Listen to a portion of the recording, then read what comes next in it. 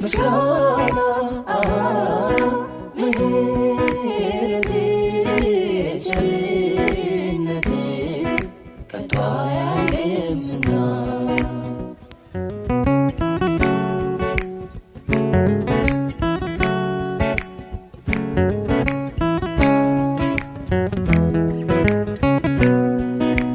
እስከ ዛሬ የጠበቀኝ በእጁ ይዞ ያለቀቀኝ